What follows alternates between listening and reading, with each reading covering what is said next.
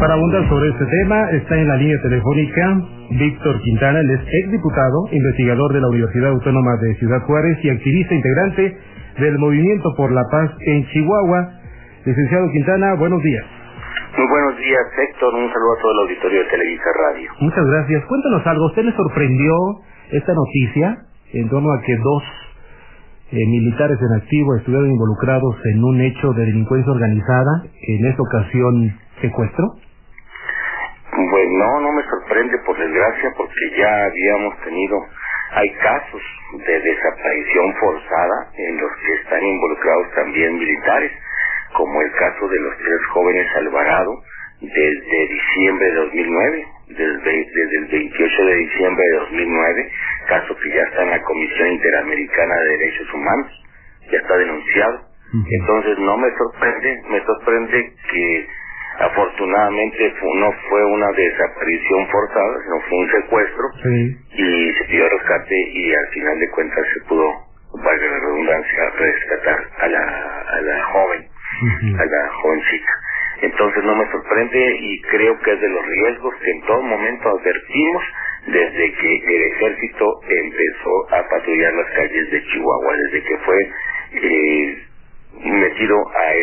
involucrado en esta guerra contra el narcotráfico de esta manera.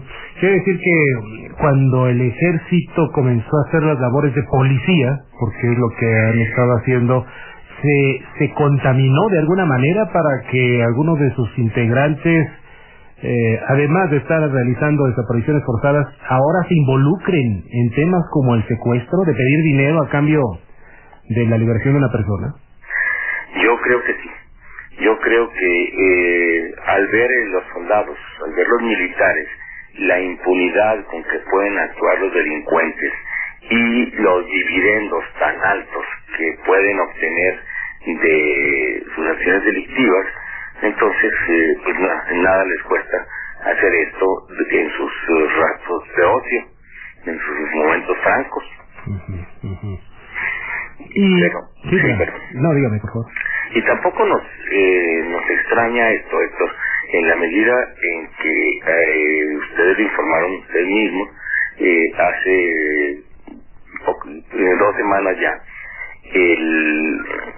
la Procuraduría General de la República detuvo a 10 policías federales involucrados en extorsiones en Ciudad Juárez. Sí. Incluso, ¿sabe qué? Eso no nos extraña todavía menos porque incluso hablamos con uno de las víctimas de extorsión, que por cierto ya no está ni su familia ni él tiene que hacer algunas cosas legales por acá, pero después de que federales le sembraron marihuana e insistieron que la camioneta que estaba manejando su esposa era robada, y finalmente a él lo metieron a la cárcel y los federales están libres, finalmente su esposa tuvo que irse. Pero eso no me extraña, el tema de los federales, porque incluso ha habido varios casos. Lo que sí llama la atención es que el ejército, y usted lo recuerda bien, es una de las figuras que todavía tienen credibilidad por niveles altísimos en la sociedad, pues algunos de sus integrantes, y no por eso queremos decir que todo el ejército ya sea visto como un lugar de delincuencia, pero es lo que llama la atención, ¿no? Aunque estuvieran vestidos de civil, o como informó la Secretaría de Defensa, no estaban en activo, estaban de rasos, estaban haciendo otras cosas, sea como sea, pertenecen al ejército, cobran del ejército y viven de eso. Indudablemente, y actúan de acuerdo al entrenamiento, a la información que les da el ejército. Esto hace más grave el delito, porque están utilizando entrenamiento, información que les da el ejército, y vaya usted a saber hasta si armas también. Entonces, sí extraña, pero no es raro el caso, no es raro. Y ustedes acaban de dar los datos del número tan grande de denuncias que ha habido de violaciones a los derechos humanos por parte de las Fuerzas Armadas.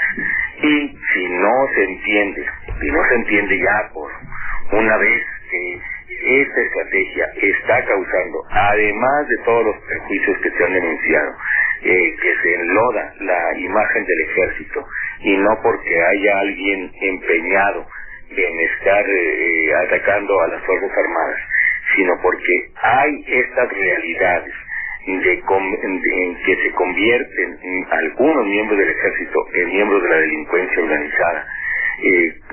Si no se cambia de estrategia, no sé cuándo se va a cambiar esto. Ahora, quiero decirte una cosa, no necesariamente quiere decir que ellos se integraron a uno de las grandes organizaciones delincuenciales que operan por acá en Chihuahua. Lo que algunos investigadores con mucho tino han señalado es que se multiplican el número de grupos que delinquen, y creo que este puede ser el caso, que los soldados, dadas las facilidades que observan en la impunidad, pues se animen no a integrarse a un gran grupo de delincuencia organizada, sino ellos mismos operar con una patente independiente, digamos, en sus momentos francos.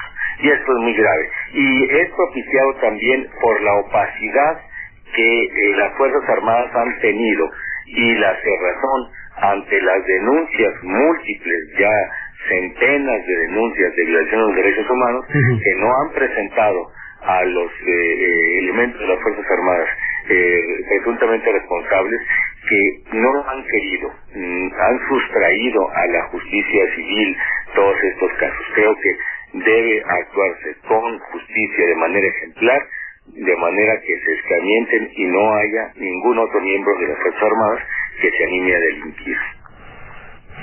Ahora, haciendo el recuento de Ciudad Juárez, ya nos enteramos la semana pasada y no nos hemos cansado, licenciado Víctor Quintana, nos hemos cansado de reiterar este estudio en donde decía que la policía de Juárez era uno de los peores enemigos de la misma sociedad, ¿no? Que por sí suena grave y ese es el diagnóstico para algunos especialistas. Entonces, la policía no sirve. La Policía Federal, algunos de los elementos de la Policía Federal, extorsionan a los mismos ciudadanos de Chihuahua, de Ciudad Juárez. Y luego ahora, sumando el tema, 2 militares en activo, secuestrando gente. Bueno, ¿y entonces con qué se queda la gente de Chihuahua? Oiga, como dice un cómico mexicano, ¿no? Ahora, ¿quién podrá defendernos? Entonces realmente estamos a merced de lo que el crimen organizado o las fuerzas del orden convertidas en crimen organizado dictamine, deseen. Realmente la situación es de emergencia y no se ha querido entender. La situación que se vive en Chihuahua y en buena parte del país es una situación de emergencia humanitaria, de emergencia de seguridad ciudadana, y ni el presidente de Ciudad Juárez ha tomado cartas en el asunto, ni hemos visto un plan de depuración y de entrenamiento de nuevas policías, ni el gobierno estatal ni el gobierno federal. Realmente la población de Chihuahua está protegida nada más por las declaraciones de funcionarios estatales, municipales y federales. Quieren que con sus declaraciones, con su manejo de cifras, la población se contente y se le quite el miedo. Pero cuando suceden casos como el de los soldados, como el de los policías federales, como de algunos policías estatales también involucrados en hechos delictuosos, pues la sociedad cada vez se desespera más, Héctor. Y los que pueden pagar una seguridad, ¿a quiénes contratan? Pues muy buena pregunta. Si yo tuviera que pagar alguna seguridad, pues realmente, pues yo no sabría a qué mercado acudir. Toda gente que tiene algo de entrenamiento, pues yo creo que de alguna manera puede ser sospechoso de haber o de tener alguna relación con grupos criminales, con organizaciones criminales. Entonces, no se entiende la grave crisis de seguridad que se vive acá en el norte de la República, y no ha dado la cara Felipe Calderón, y su estrategia una y otra vez fallida la sigue reiterando. Víctor Quintana, diputado investigador de la Universidad Autónoma de Ciudad Juárez y activista integrante del Movimiento por la Paz en Chihuahua. Gracias por su tiempo.